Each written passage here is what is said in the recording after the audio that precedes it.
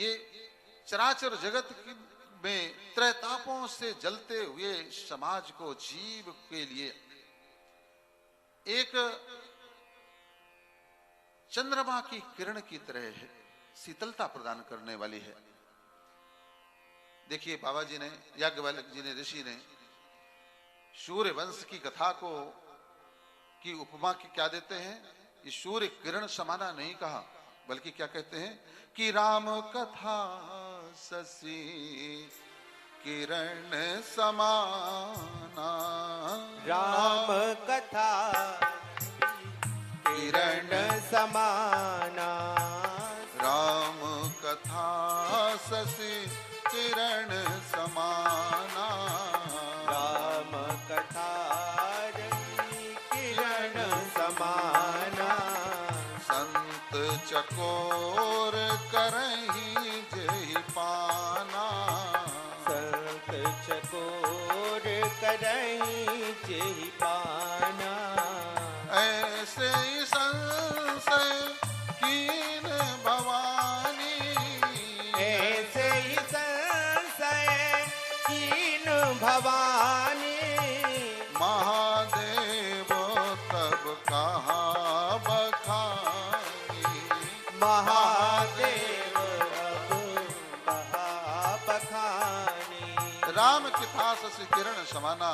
हे ऋषिवर, ये राम कथा चंद्रमा की किरणों की तरह जीव को शीतलता प्रदान करने वाली है। निश्चित रूप से महाराज, इस भव सागर में व्यक्ति जब त्रैतापों से पीड़ित होता है ना, उस समय पर त्राहि त्राहि करता है और केवल राम के आश्रय ही जो है उसको जीवन को शांति मिलती है। जिसने राम की शरण गह लिया, फिर उसके जीवन में कोई ताप नहीं रहता है। नानक दुखिया सब संसार, जय सुखिया जय राम आधार। अगर इस संसार में महाराज सुख पाना है, शांति पाना है, तो प्रभु श्री राम की चरणों में जाइए, भगवान के चरणों में जाइए, वहीं विश्राम मिलेगा। सबका विभाग बटा हुआ है भाई। शिव जी संहार के देवता हैं, विष्णु जी पालक के पालन करते हैं, ब्रह्मा जी सृष्टि को बनाते हैं। इसमें भी फिर अलग अलग सबके विभाग हैं। लक्ष्मी जी से धन मांगिए और सरस्वती जी से विद्या मांगिए, हैं, और दुर्गा जी से शक्ति मांगिए। मगर सब उल्टी उल्टी साधनाएं भी लोग करते हैं। अगर धन चाहना होता है तो शिव जी के पास में जाते हैं, शिव जी दे दें। अरे शिव जी तो वैसे ही सब कुछ पहले से ही दान करके और जो बैठे हुए हैं शमशान में। अब उनके पास में क्या है? उनके पास में सिर्फ यही है कि ज्ञान मांगो जा करके, किताब भी ताकि आप भी बैरागी हो जाओ, आपके अंदर भी वैराग्य आ जाए, है ना। यह मांगिए भगवान से, तो नहीं उल्टा मांगेंगे, उल्टा जाएंगे।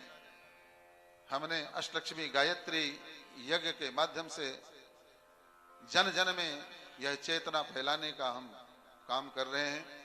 अपने जीवन को अगर सुखी बनाना है, जीवन को आनंदमयी बनाना है, तो अष्टलक्ष्मी हमारे महायज्ञ से जुड़िए। अष्टलक्ष्मी गायत्री महायज्ञ से आप जुड़िए। अष्टलक्ष्मियां ही आपके जीवन की हर प्रकार की व्यवस्थाओं को देने वाले हैं।